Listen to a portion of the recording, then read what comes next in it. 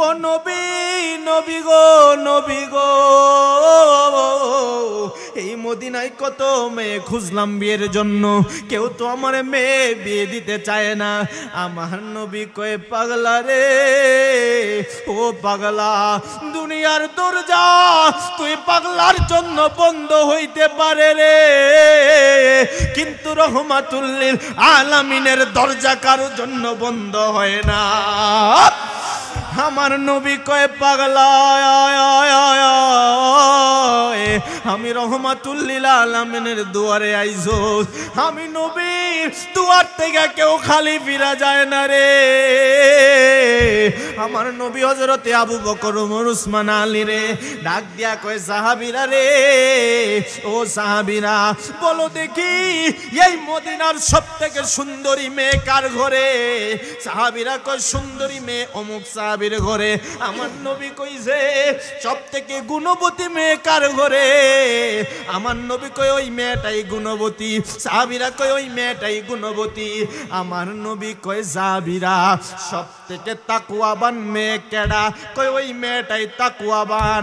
আমার নবীজি ওই সাহাবীর ঘরে যায় হাজির।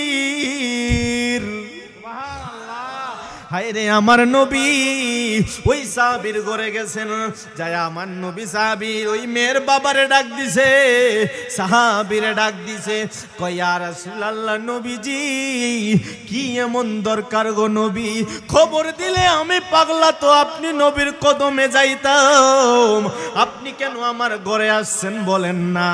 আমার নবী কয় পাগলা রে, আসছি তোমার মেয়ের বিয়ের প্রস্তাব নিয়া।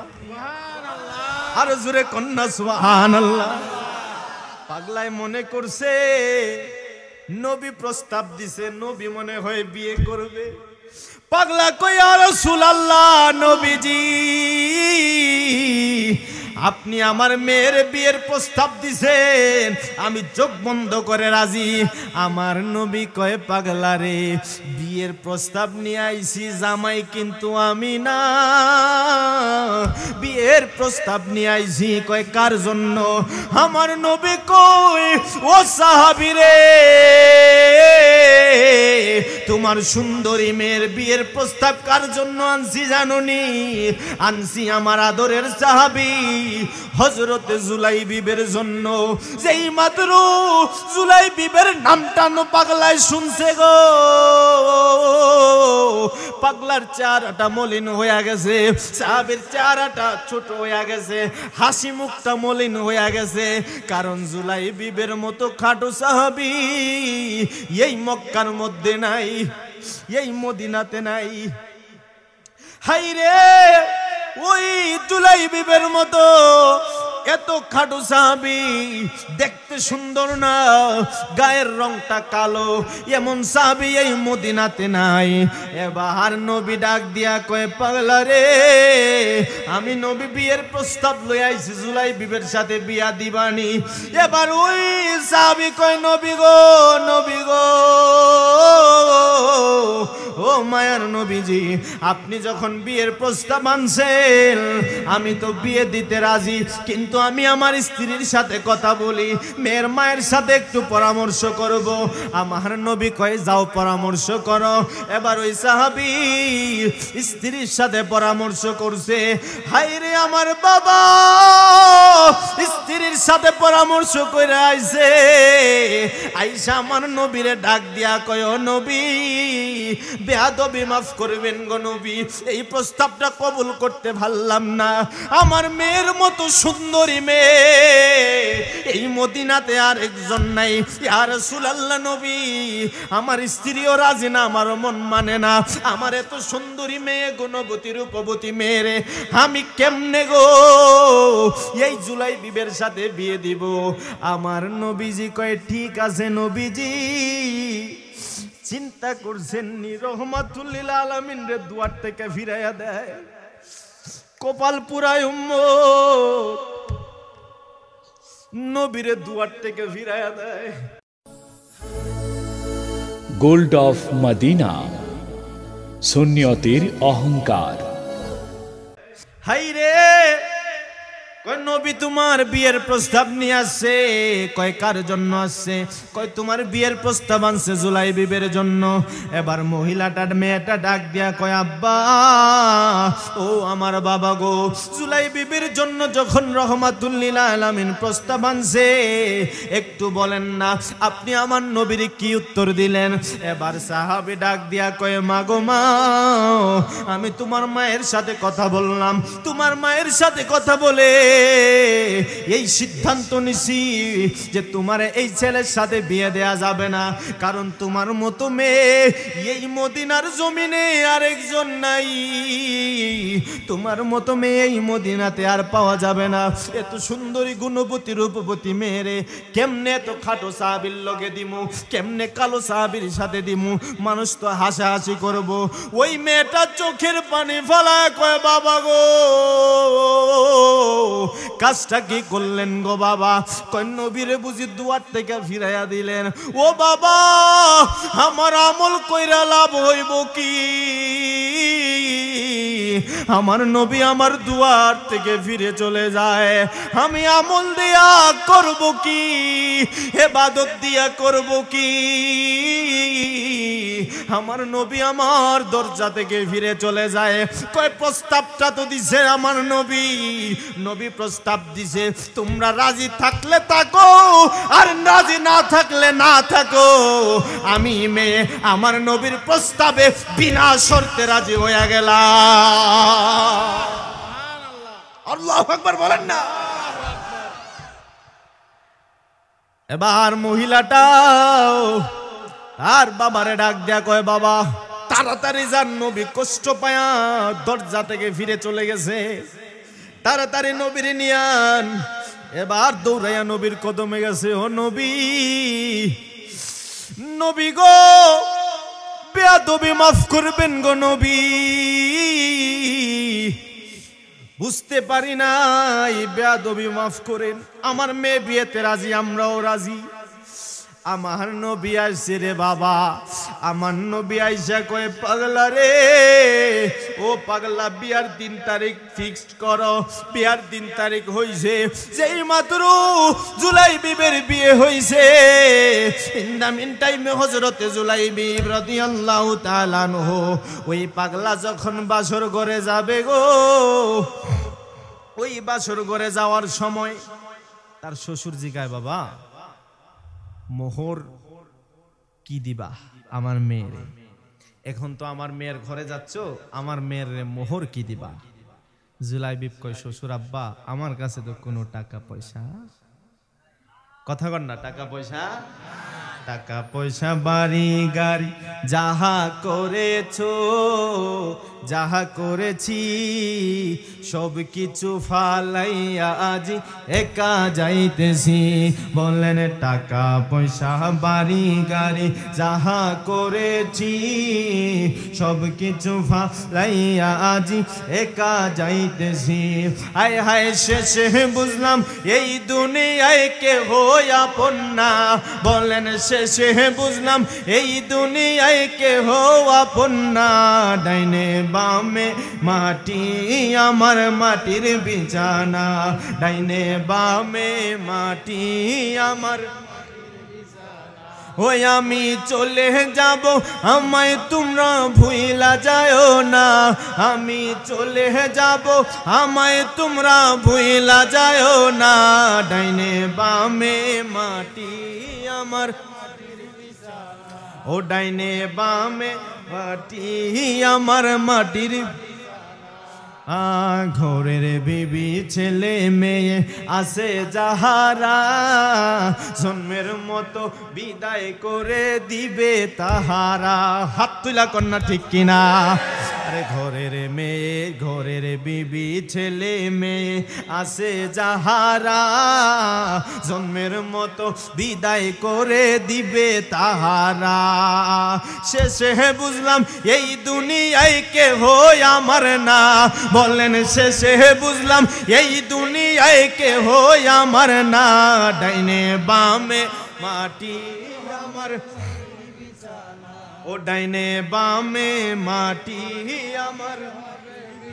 একটা জবান বন্ধ রাখবেন না, চিৎকার মেরে বলেন না সুবহানাল্লাহ। হায়রে আমার ও হাটহাজারীর বাবা, এবার হযরত জুলাইবি ডাক দিয়া কয়, কি বলছিল যে মোহর কি দিবা? কয় আমার তো মোহর দেওয়ার মতো কোনো সামর্থ্য। হায় হায়, মোহর যে বিষয়, আজকে এমন একটা জমানা আসছে যেখানে স্ত্রীর বাসর ঘরে স্ত্রীকে টাচ করার আগে তার মোহর পরিশোধ করা ফরজ। সেখানে আমরা মোহরের নামে বিশাল অঙ্ক টাকা ধরে মোহরের পরিশোধ করার খবর নাই, বিয়ার সময় যৌতুক নেয় 10 লাখ। কথা বলেন না যে? আরে যেটা ফরজ সেটার খবর নাই, আর যেটা হারাম সেটা আমাদের রীতিনীতি হয়ে গেছে। এই সংসারে, এই সমাজে শান্তি কখনো আসতে পারে? যৌতুক কেমনে নেই জানেননি?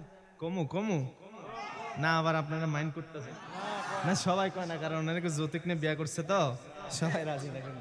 কেউ কইতামনি এই বিয়ে ফুরাইতে গেছে, ছেলের বাপে মেয়ের বাপেরে কয় না আমাদের তো সবকিছু আছে, দেওয়া লাগতো না, তবে ওই আমার ভাতিজারে গত মাসে বিয়ে করাইছি তো ফ্রিজ দিছে, একটা টিভি দিছে, একটা মোটরসাইকেল দিছে, একটা ড্রেসিং টেবিল দিছে, খাট দিছে, ফার্নিচার দিছে। না আমাদের তো সবগুলো আছে, আমাদের লাগবে না আলহামদুলিল্লাহ। কথা কন না। এটা হচ্ছে ডিজিটাল পদ্ধতিতে ভিক্ষা। কি পদ্ধতিতে? এটা ভিক্ষা ছাড়া আর কিছু হতে পারে না। তোরা বলেন ঠিক কিনা?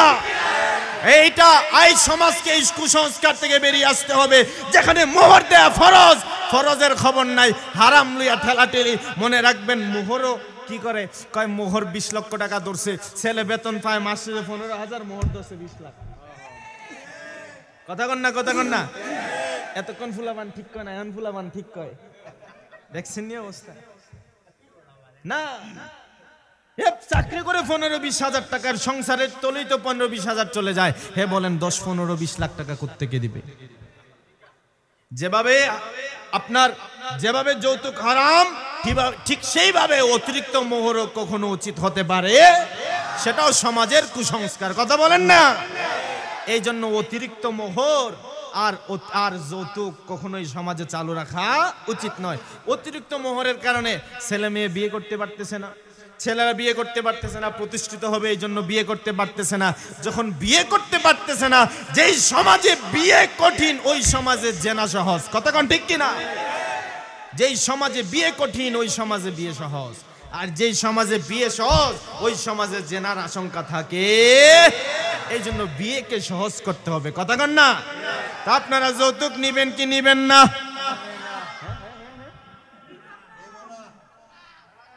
কারা কারা যৌতুক নিবেন একটু হাত তুলেন। ইন্নালিল্লাহ। হ্যাঁ মাশাআল্লাহ, ওইখানে একজন হাত বাড়াইছিল। মারহাবা। ওইরা তো হচ্ছে না, এইভাবে মাইয়া পছন্দ হয়েছে নিয়ে আসে। আমার 2 ছেলে বউ আনছি, 1 টাকাও নেই নাই। একজন জোর করে বইরত খাওয়াছে আমাদের পাশে, আমি 1 টাকাও নেই, এক ফার্নিচারও লই নাই, কোনো তক্তা মত লই নাই। 2 ছেলে বউ আনছি। কি মারহাবা কইতে মন চায় না নিও? একটু জোরে বলেন না মারহাবা। তো এই যৌতুকের দরকার আসেনি? মনে রাখবেন, ওরে আলতা লাগে, সুনু লাগে, আরো লাগে কানের দুল, কুপা লাগে, চুরি লাগে, আরো লাগে নাকের ফুল, আরো লাগে নাকের ফুল।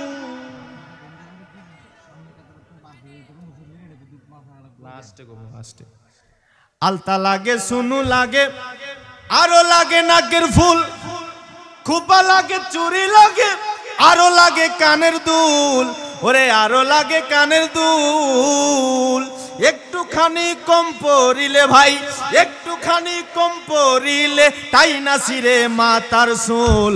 এত দিনে ঠের পাইয়াছি যৌতুক হলো নষ্টের মূল। হাত তুলে কর ঠিক কিনা বলে?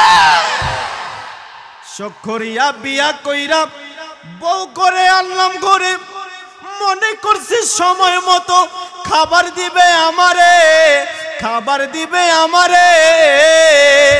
ওরে নিজে খাই উদর ভরে, নিজে খাই উদর ভরে, আমগুরে দেয় পাতলা ঝোল। এতদিনে ঠের পাইয়াছি যৌতুক হলো নষ্টের মূল। জমান কলে কোন ঠিক কিনা? এবার একটা মানুষ না, সবাই ওয়াদা করেন, কারা কারা যৌতুক ছাড়া বিয়ে করবেন? হাত তোলেন। এই মুরব্বীরা বিয়া করছে কি তাও হাত নামান হাত নামান। আমি জিগাইলাম কারা কারা যৌতুক ছাড়া বিয়ে করবেন, এই দাড়ি ফাঁকনা মুরব্বী গুলো হাত বাড়াই দিছে। হিও আপনারা কি আরেকটা বিয়ে করতেন নি কোনো? না এটা না, এটা ওনারা হাত তুলছেন এই অর্থে যে আমরা আমাদের ছেলে মেয়েরে যৌতুক নিয়ে যৌতুক দিয়ে বিয়ে দিব, এই অর্থে হাত তুলছেন। আল্লাহ কবুল করুক, জোরে বলেন আমিন। খারাপ লাগছে না কোনো?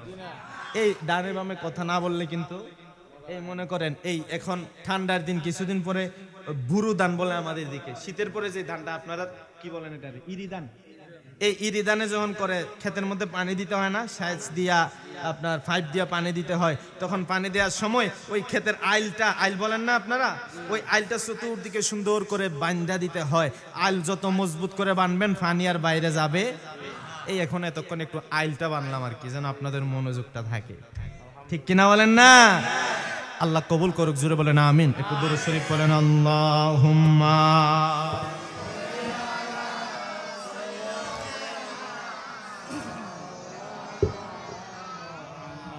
ওয়া আলা আলি সাইয়্যিদিনা। একটু চিৎকার দিয়ে বলেন মারহাবা। হাইরে ও আমার পশ্চিম মির্জাপুরের বাবা,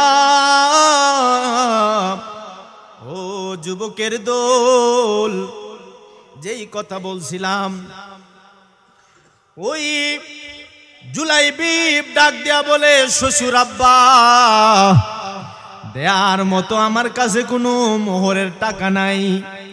ও শ্বশুর আব্বা মোহরের টাকা নাই গো, কেমনে আমি বাসর ঘরে ঢুকবো? এবার শ্বশুর আব্বা ডাক দিয়া কয়, এই পকেট থেকে মোটামুটি কিছু দিরহাম বার করছেন, দিরহাম দিয়া কয় যাও এগুলো তোমার আমি হাদিয়া দিলাম, তুমি আমার স্ত্রীরে মোহরানা দিয়ে দাও। কেন রে এত স্যাক্রিফাইস কেন? সুন্দরী মেয়ের জন্য এত স্যাক্রিফাইস কেন? একটাই মাত্র কারণ, প্রস্তাব দিয়েছে রহমাতুল লিল, প্রস্তাব দিয়েছে আমার নবী। ওই মেয়ের বাবা এবার একটা কিছু টাকার পুতলা দিল, কয়ে বাসর ঘরে যায় আমার স্ত্রীরে তুমি এইগুলা হাদিয়া দিবা।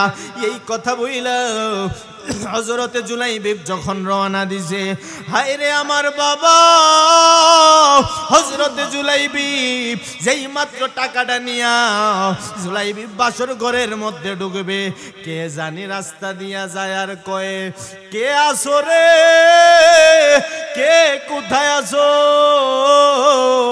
আল্লাহর হাবিব যুদ্ধের ময়দানে যায়, কে কই আসো? নবীর সাথে যুদ্ধের ময়দানে চলো। হযরতে জুলাইবিব আর একটা কদম বাসর ঘরে দেয় নাই, ওই টাকার পুতলা নিয়া বাজারে রওনা দিছে, যায় একটা তলোয়ার কিনছে, ওই মোহরের টাকা দিয়া তলোয়ার কিনছে, ওই টাকা দিয়া যুদ্ধের পোশাক কিনছে। এই যুদ্ধের পোশাকটা নিয়ে এবার নবীর সাথে যুদ্ধে যাইব। শ্বশুর ডাক দিয়া কয়, ও জুলাইবিব রে, যাওয়ার আগে কি তোমার স্ত্রীরে দেখতে মনে চায় না? এবার স্ত্রীর কাছে গেছে, স্ত্রী ডাক দিয়া কয়, স্বামী ও স্বামী গো, আজকে আপনার যুদ্ধে না গেলে হয় না। কই কেমনে এই কথাটা বললি রে বাক, বললি গো বউ? ও আমার বিবি এই কথাটা তুমি কেমনে বললা? কই কেমনে বললাম, আজকে মাত্র আপনি বিয়ে করলেন প্রথম দিন, আজকে আপনার যুদ্ধে কি না গেলে হয় না? জুলাইবিব কয়, আমি যুদ্ধ থেকে আমারে বাধা দিও না, হাসরের ময়দান যেদিন কায়েম হবে, ওই হাসরের ময়দানে যদি আমার আল্লাহ আমারে জিগায়ে, ও জুলাইবিব আমার নবী যে যুদ্ধের ময়দানে গেছে, তুমি কেমনে স্ত্রীর কাছে ছিলা? আমার নবী যুদ্ধে তুমি কেমনে স্ত্রীর কাছে ছিলা? আমি আমার আল্লাহরে জবাব দিতে পারবো না, আমি আমার আল্লাহরে জবাব দিতে পারবো না। হায় রে আমারে বাধা দিও না, আমি আমার নবীর দরবারে চলে যাব। এবার জুলাইব নবীর দরবারে গেছে, আমার নবীর সাথে যুদ্ধের ময়দানে গেছে। হাই রে, যুদ্ধ করতে করতে জুলাইবি খাটো সাহাবী হওয়ার পরে বড় বড় তাগড়া তাগড়া কাফের, একটা দুইটা নয় 7টা কাফের রে কতল করছে। ও বন্ধু, জুলাইবি এত খাটো ছিল, ঘোড়ার পায়ের নিচে পড়ে থাকতো। ওই জুলাইবি ঘোড়ার পায়ের নিচে পড়ে থাকতো। এই এত খাটো জুলাইবি বড় বড় উঁচা লম্বা মোটা তাজা কাফেররে কেমনে হত্যা করছে? এটা গায়ের শক্তি না, এটা হলো ঈমানি শক্তি। হাত তুলে কন্যা ঠিক কিনা? গায়ের জোরের দাম বেশি না ঈমানের জোরের পাওয়ার বেশি? ইমানের জোর কেমন জানেননি? ওই খায়বারের যুদ্ধে সমস্ত অসংখ্য সাহাবীরা খায়বারের দুর্গের গেটটা যখন ভাঙতে চাইলেন, ফটক ভাঙতে চাইলেন, কেউ ভাঙতে পারে না। হযরতে আলী ডাক দিয়া কয়, এই সাহাবীরা সরো, আমি আলীর একা যাইতে দাও। যেই গেটটা অসংখ্য সাহাবায়ে কেরাম মিলে ভাঙতে পারে নাই, শেরে খুদা আলী ওই গেটটা এক হাত দিয়ে তুলে আছাড় মেরে দিয়েছে। আরে একটু জোরে কন্যা সুবহানাল্লাহ কন্যা। এই যেটা সবাই ভাঙতে পারে নাই, আলী যে খাদ দিয়ে আছাড় মারলেন, এটা কি বাহুর শক্তি না ঈমানের শক্তি? জোরে বলেন, বাহুর শক্তি না ঈমানের শক্তি? তো ঈমানের আমরা ওই ঈমানের শক্তি আছে না নাই? তো এবার গায়ের শক্তিটারে পকেটে ভরেন, ঈমানের শক্তি দিয়ে একটু চিৎকার দিয়ে বলেন আল্লাহু আকবার। আরো জোরে বলেন আল্লাহু আকবার। নবীর জন্য জিহাদের ডাক আসলে, ইসলামের জন্য আসলে আপনারা আমারে খুঁজে পাওয়া যায় না। আরে যেই সাহাবায়ে কেরামেরা বাসর করে স্ত্রী রেখে যুদ্ধের ময়দানে গেছেন, ওই মুসলমানরা কোনোদিন নারী রূপী হতে পারে না। তোরা বলেন ঠিক কিনা? যুদ্ধের ময়দানে গেছেন বাসর করে স্ত্রী রেখে। আর আপনার আমার শত কাজ থাকলে, ইসলামের জন্য সমাবেশের একটা ডাক দিলে, আমার দোকান আছে, দোকান ফালায় যাইতে পারতাম না। আমার ভালো লাগতেছে না, শরীরটা খারাপ লাগতেছে আজকে। কেমন ছিল ওনাদের ঈমান আর কেমন আমাদের ঈমান। এই জন্য ওনারা আসহাবিকান নুজুম। এই জন্য আমার নবী কয় ওরা হচ্ছে তারার মতো। জুড়ে কন্যা সুবহানাল্লাহ। আরে নবীর প্রেমিকেরা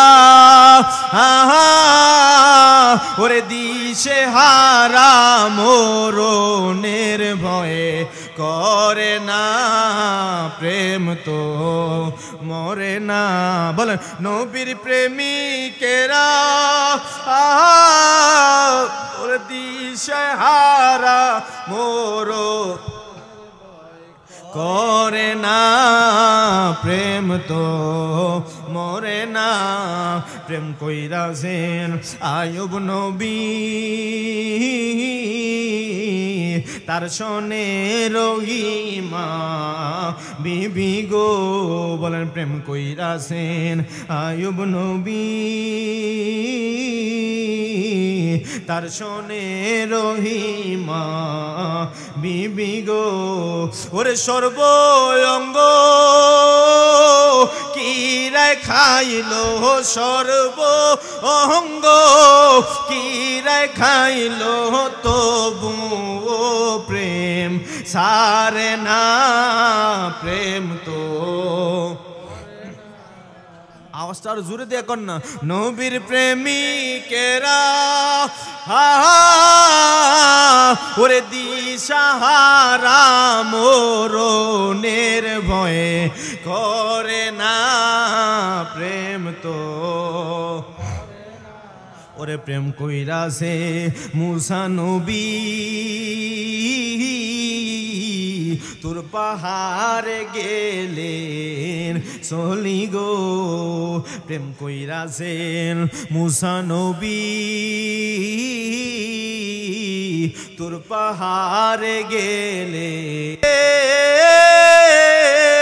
বলেন, খোদার নূরে পাহাড় জ্বলে, খোদার নূরে পাহাড় জ্বলে, মুসা নবী জ্বলে না প্রেম তো মরে না। নবীর প্রেমিকেরা ওরে দিশে হারা মরণের ভয়ে করে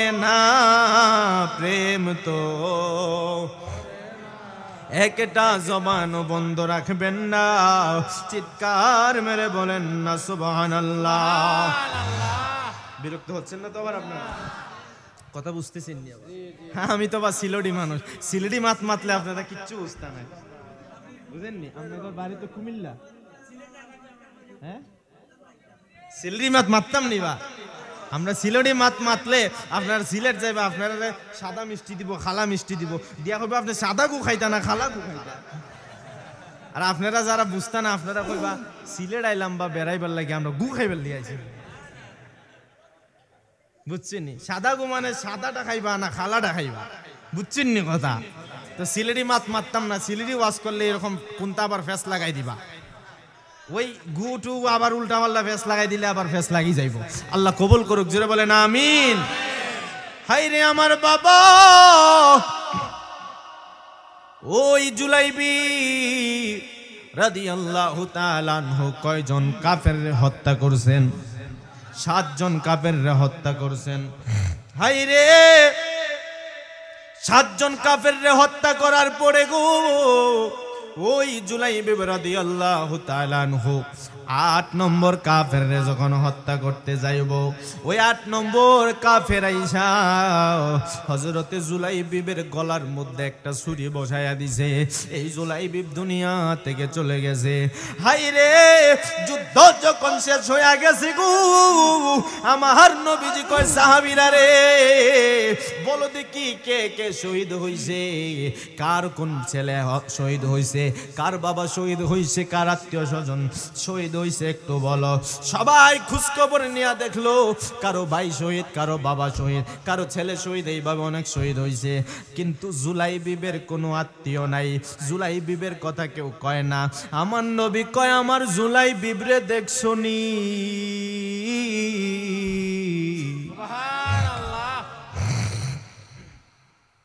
হাই রে আমার নবী কয় জুলাইবিবরে দেখছনি? কয় নবী গো জুলাইবিব তো নাই, ওই পাগলা বাসর করতে গিয়ে যুদ্ধ করতে আইছে, এই পাগলা যুদ্ধ করতে আয়া শহীদ হইয়া গেছে।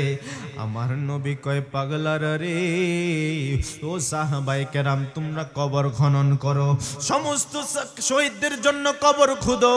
সবাই যখন কবর খুঁড়লো, এবার সব কবরের মধ্যে কোন কোন কবরে আবু বকর নামছে, কোন কোন কবরে ওমর নামছে, কোন কোন কবরে উসমান নামলেন। এইভাবে সমস্ত সাহাবায়ে কেরাম মিলে সবাইরে দাফন করছেন। যেই মাত্র হযরতি জুলাইবিবের সিরিয়াল আসছে গো, আমার নবী রহমাতুল লিল আলামিন এবার ডাক দিয়া কয় হায় রে আমার নবী কয় পাগলারা রে ও সাহাবায়ে কেরামের দল, আমার জুলাইবিবের কবরে কাউরে নামতে হবে না। আমার নবী কয় ও সাহাবীরা আমার জুলাইবিবের কবরে কাউকে নামতে হবে না রে, আমার জুলাইবিবের লাশটা আমি রহমাতুল লিল আলামিনের হাতে দিয়া দে। আমার নবীজি জুলাইবিবের লাশটা হাতে নিয়া আমার নবী নিজে কবরে নামছে। সুবহানাল্লাহ। হায় রে আমার নবী নিজে কবরে নামছে, যেই কবরে দয়াল নবী নিজের কদম মুবারক লাগছে। আমার নবী কবরে নাই মা নিজের হাত মুবারকে জুলাইবিবের লাশটা কবরে রাখছে। আমার নবী ডাক দিয়া কয় সাহাবীরা আমার জুলাইবিবের কবরে কেউ মাটি দিবি না, আমার পাগলার কবরে আমি নবী মাটি দেব। আমার পাগলার কবরে আমি নবী নিজে মাটি দিব। হায় রে যেই কবরে নবীর কদম মুবারক লাগছে, যেই কবরে নবীর কদম লাগছে, যেই কবরে লাশটা নবী নিজ হাতে রাখছে, কত ভাগ্য ভালো গো কত কপাল ভালো। আবু বকর ওমর উসমান আলী একজন আরেকজনের জড়ায়া ধইরা কান্দে। আবু বকর কয় উমর কান্দো কেন? উমর কয় আবু বকর তুমি কান্দো কেন? আবু বকর কয় উমর রে, আজকে জুলাই বিবের জায়গায় যদি আমি শহীদ হইতাম, আমার কবরেও আমার নবী নামতো। হায় রে হায়, আজকে আমরা 1400 বছর পরে আমাদের জন্ম, আমাদের কবরে যদিও নবী দাফন করতে পারবে না, নবীর সাচ্চা আশিক যদি হইতে পারেন, আপনারে 3 জন কবরে নাইমা বিসমিল্লাহি ওয়া আলা মিল্লাতি রাসূলুল্লাহ বইলা আপনারে কবরে রাখতে দেরি, আর আমার নবী 2টা হাত মুবারক বাড়ায়া রিসিভ করতে দেরি করবে না। আল্লাহ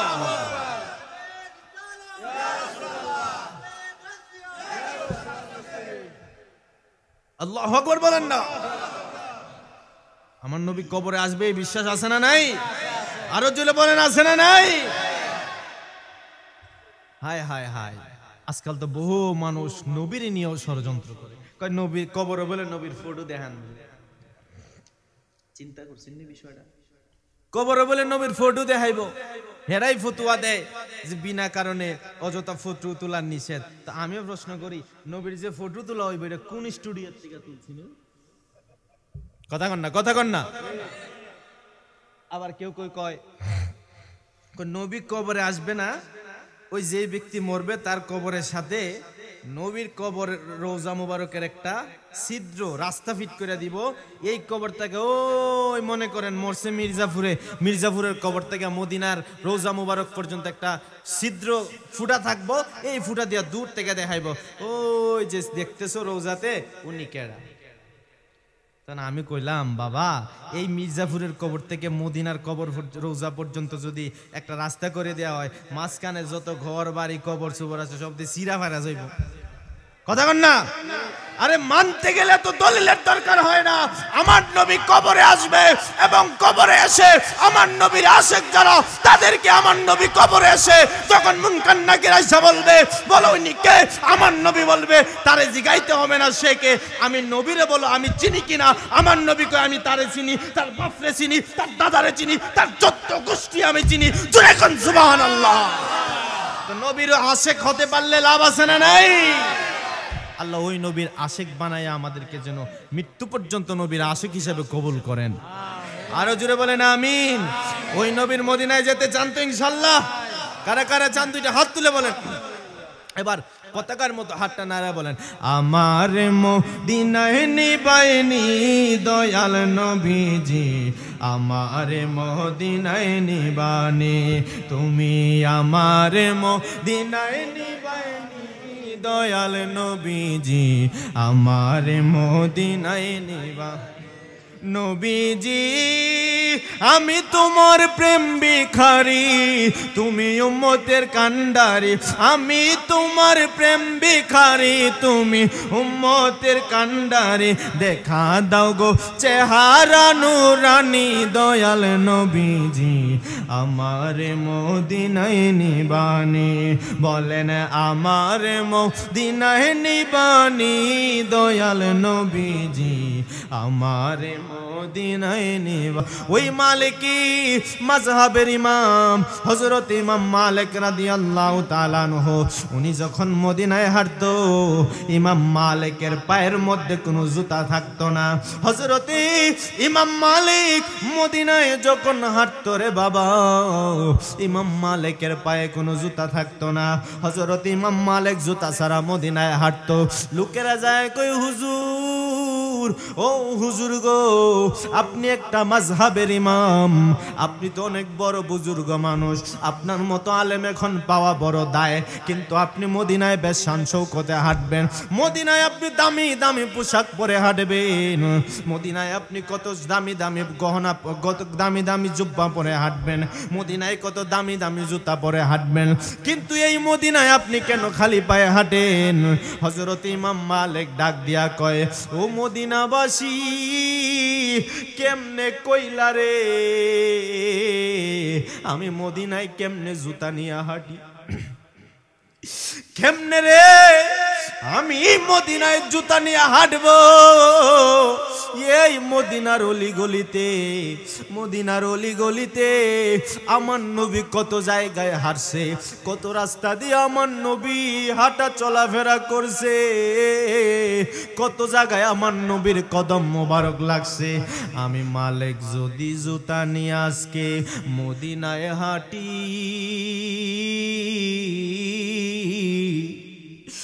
নবীজির কদম মুবারক যেখানে লাগছে ওইখানে যদি আমি মালিকের জুতা লেগে যায়, আমি মালিকের আমল বরবাদ হয়ে যাইব।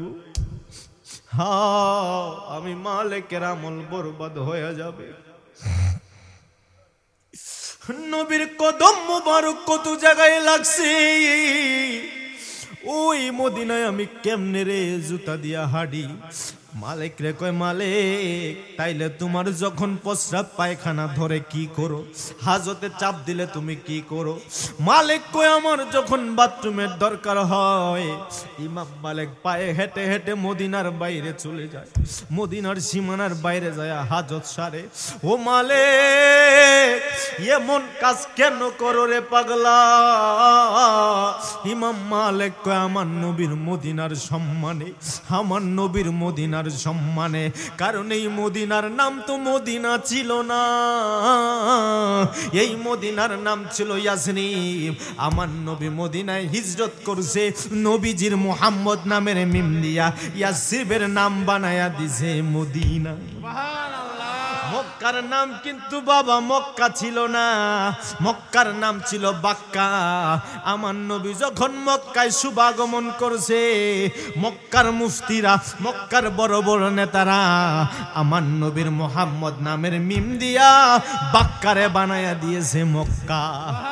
পৃথিবীর প্রথম ঘর কোরআনে তেবাকা, বলেন পৃথিবীর প্রথম ঘর কোরআনে তেবাকা, বন্ধুর নামের মিম দ্বারা করেছেন মক্কা।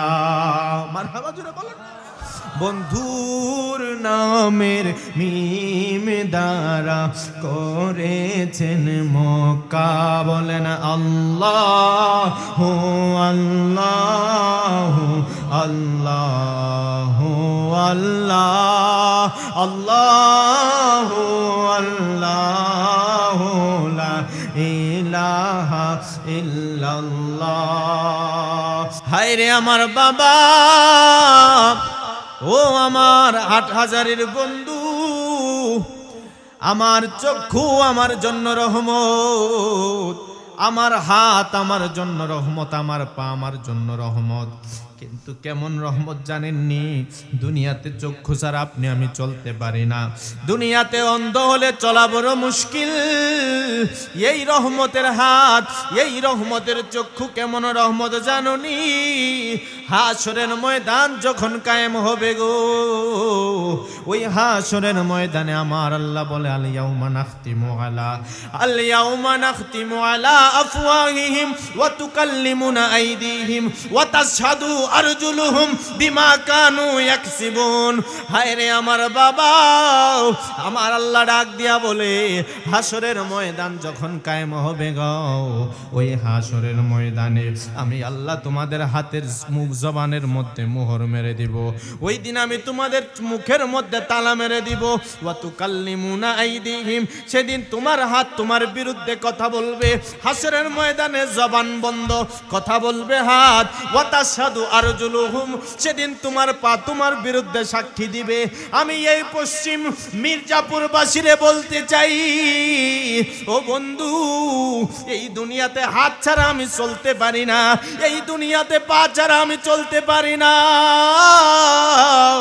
এই দুনিয়াতে চোখ ছাড়া আমি চলতে পারি না। এই চোখ হাত পা গুলো আমার জন্য নেয়ামত, কিন্তু হাসরের ময়দান যখন কায়েম হয়ে যাবে গো, ওই হাসরের ময়দানে আমার নিয়ামতের হাত, আমার রহমতের হাত, আমার রহমতের পা, আমার রহমতের চক্ষু হাসরের দিন দিন আমার বিরুদ্ধে বিচার দিবে। আল্লাহরে ডাক দিয়া বলবে আল্লাহ এই বান্দা পা দিয়া সিনেমায় গেছে, হাত বলবে আল্লাহ এই বান্দায় হাত দিয়া অন্যের গাছের ডাব পারছে, এই বান্দা হাত দিয়ে এই অপকর্মগুলো করছে। চক্ষু বলবে আল্লাহ এই বান্দা চোখ দিয়া কত বেগানা নারীরে দেখছে। ও আমার পশ্চিম মির্জাপুরের বাবারা, হায়রে আমার, ও আমার হাটহাজারীর বাবারা, ওই হাসরের ময়দানে আমার রহমতের হাত আমার বিরুদ্ধে বিচার দিয়া আমারে যখন জাহান্নামে নিয়ে যাইব, ওই দিন সকল রহমতের রহমত রহমাতুল লিল আলামিন সিজদায় পইরা আপনারে আমারে সাফাত কইরা আমার নবী রহমাতুল লিল আলামিন জাহান্নাম থেকে তরায়া জান্নাতে লইয়া যাইবে। আল্লাহু আকবার, আল্লাহু আকবার।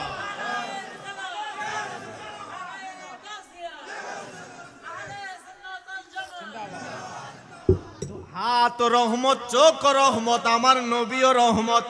পার্থক্য আছে না নাই? জোরে কন্যা পার্থক্য আছে না নাই? ওই নবীর প্রেম ভালোবাসার দরকার আছে না নাই? হায়রে আমার বাবা, এজন্য বলছি সব রহমত এক জায়গায় রাখেন। আমার নবী যে রহমত, আমার নবীর রহমতের বিশাল সাগরে, নবীর রহমতের বিশাল দরিয়ায় যদি একটা ডুব দিতে পারেন, খোদার কসম করে বলি আপনার এই ভাঙ্গা কপালটা জোড়া লেগে যাবে, আপনার ভাঙ্গা তকদিরটা সোনায় সোহাগা হয়ে যাবে। আরে চিনো মানো জানো কেমন আমার নবীজি, যাহার পাগল চন্দ্র সূর্য তারকারাজি, যাহার পাগল চন্দ্র সূর্য তারকারাজি। তোমরা আরো শুনবানি সুন্দর কাহিনী, জান্নাতের রুমে রুমে লিখা নবীর নাম বলো না, জান্নাতের ওই রুমে রুমে লিখা নবীর নাম বলো। রহমতে আলম নূরে মুজাসসাম, রহমতে নূরে মুজাসসাম। সাহাবীরা আতর বানায় ওই নবীজির ঘাম বলো না, সাহাবীরা আতর বানায় ওই নবীজির ঘাম। উস্তুনে হান্নানা একটা খেজুর গাছের নাম, যাকে ধরে খুতবা দিতেন রাসূলে আকরাম বলো, যাকে ধরে খুতবা দিতেন রাসূল। রাম গাছটা নবীর বিরহে কান্দিতে রোহে, নবীর বিরহে গাছ কান্দিতে রোহে। হতবাগ হইলেন যত সাহাবায়ে কেরাম, হতবাগ হইলেন যত সাহাবায়ে কেরাম বলো না। রহমতে আলম নূরে মুজাসসাম, রহমতে সাহাবীরা আতর বানায় ওই নবীজির ঘাম বলো না, সাহাবীরা আতর বানায় ওই নবীজির ঘাম। একটা জবান বন্ধ রাখবেন না, চিৎকার মেরে বলেন না সুবহানাল্লাহ। হায়রে আমার নবীজির ঘাম মুবারক, আমার নবীর ঘাম মুবারক। আপনার শরীর ঘেমে গেলে শরীর থেকে দুর্গন্ধ, আমার শরীর ঘেমে গেলে দুর্গন্ধ বের হয়, কিন্তু আমার নবীজির ঘাম মুবারক যখন শরীর মুবারক থেকে বের হইতো রে বাবা, ওই নবীজির ঘাম মুবারক সাহাবায়ে কেরাম নেয়ার জন্য প্রতিযোগিতা করতেন। নবীজির শরীর মুবারকের ঘাম মুবারক সাহাবায়ে কেরাম বোতলে ভরে রাখতেন, সাহাবায়ে কেরাম শিশির মধ্যে ভরে রাখতেন। ও সাহাবীরা রে, মানুষের ঘাম তো দুর্গন্ধ, নবীর ঘাম মুবারক দিয়া কি করবা? ওই সাহাবায়ে কেরাম কয় আমরা যখন বড় কোনো অনুষ্ঠানে যাই, আমরা যখন বড় কোনো মার্কেটে যাই, আমরা যখন বড় কোনো মাহফিলে যাই, আমরা দুনিয়ার কোনো সাধারণ আতর ব্যবহার করি না, আমরা শিশি থেকে বের করে রহমাতুল লিল আলামিনের গাম মুবারক শরীরে লাগায়া দেই। হায়রে নবীর ঘাম মুবারক শরীরে লাগাই, নবীজির ঘাম মুবারক কাপড়ে লাগাই। আল্লাহর কসম কইরা বলি নবীজির ঘাম মুবারকের এত ঘ্রাণ, এত ঘ্রাণ, এত ঘ্রাণ, এমন ঘ্রাণ আমরা সাহাবায়ে কেরাম আর কোথাও নাকে লাগে নাই। তো নবীর ঘাম মুবারকের সাথে তুলনা আসেনি। এই জন্য ওই নবীকে আমাদের মতো হতে পারেনি। যেই নবীর ঘাম মুবারকে তো সুঘ্রাণ, ওই নবী কি আপনার আমার মতো হতে পারে? হায়রে আমার বাবা, মনোযোগ দিয়া শুনেন যেই কথা বলছিলাম। আমার নবীর পাগল যদি হইতে পারেন, আপনার সম্পদ নাও থাকতে পারে, আপনার টাকা নাও থাকতে পারে, আপনার সম্পদ নাও থাকতে পারে, বিল্ডিং নাও থাকতে পারে, নবীর গোলাম যারা হয়ে যায়, আমার আল্লাহর গোটা কুল কায়নাত তার কদমে হাজির হয়ে যায়। এই জন্যই তো আমার নবীর একটা পাগল ছিল। আমার নবীর একজন সাহাবী, যেই সাহাবীর নাম হযরতে জুলাইবিব রাদিয়াল্লাহু তাআলা আনহু। হায়রে আমার বাবা, ওই জুলাইবিব রাদিয়াল্লাহু তাআলা আনহু, যিনি দেখতে খাটো ছিলেন, খুবই খাটো ছিলেন, দেখতে কালো ছিলেন, যার দাঁতগুলা ছিল উঁচা উঁচা। এবার ওই সাহাবী জুলাইবিব রাদিয়াল্লাহু তাআলা আনহু, এই খাটো সাহাবী আমার নবীর দরবারে একদিন গেছে গো। যেই সাহাবীর কোনো বংশ ছিল না, যেই সাহাবীর গোত্রকে মানুষ সাহায্য করতো না, এত কালো সাহাবী, এত খাটো সাহাবী কেউ মূল্যায়ন করতো না। ও বন্ধু, যদি দুনিয়ার কোনো মানুষ মূল্যায়ন না করে গো, আর যদি অন্তরে নবীর প্রেম থাকে, দুনিয়ার মানুষ মূল্যায়ন নাও করতে পারে, কিন্তু আমার আল্লাহর কাছে আপনি দুনিয়ার বাদশা। আর জোরে জোরে কন্যা সুবহানাল্লাহ। খারাপ লাগতেছে? বিরক্ত হচ্ছেন না তো? ওই জুলাইবিব খাটো সাহাবী, কালো সাহাবী, দাঁতগুলা উঁচা উঁচা, দেখতে একদম খাটো। এরম খাটো মানুষের সাথে মানুষ হাতও মিলাইতে চায় না এমন উনি মোটামুটি সাহাবায়ে কেরামদের মাঝে বসলে উনি একটু মনে করেন মানুষ ওনার সাথে দেখা সাক্ষাৎ কম করতো, কথাবার্তা বলতো না। কিন্তু সাহাবীর বডি মুবারক, শরীরটা রহমতের শরীর, এত কিছু। সাহাবীর খাটো হইতে পারে, দুনিয়ার দৃষ্টিতে বিশ্রী হতে পারে, সুন্দর নাও থাকতে পারে, কিন্তু কলিজাটা আমার নবীর মহাব্বত দিয়ে ভরপুর। আর একটু জুড়ে বলেন না সুবহানাল্লাহ। কলিজাটা আমার নবীর মহাব্বত দিয়ে ভরপুর। হায়রে ও আমার হাটহাজারের বাবা, ও যুবকের দল, হযরতে জুলাইবিব রাদিয়াল্লাহু তাআলা আনহু আমার নবীর দরবারে গেছে। আমার নবীর দরবারে যায় একদিন তালিমে বসছে। আমার নবী ডাক দিয়া কয়, জুলাইবিব, ও জুলাইবিব। হায়রে আমার নবী কয়, ও পাগলা রে, ও পাগলা, তোমার তো বয়স কম হয় নাই, তুমি কি বিয়ে করতা না? তোমার তো বয়স কম হয় নাই, তুমি কি বিয়ে করবা না? হযরতে জুলাইবিব ডাক দিয়া কয়, নবী গো, ইয়া রাসূলুল্লাহ, ইয়া হাবিবাল্লাহ, নবীজি আমারে যে বিয়ের কথা বললে, ও নবী এই মদিনার কোন মানুষটা আমারে মেয়ে দিব? আমার মতো খাটো মানুষ নাই, আমার মতো বিশ্রী মানুষ নাই, আমার মতো কালো মানুষ নাই।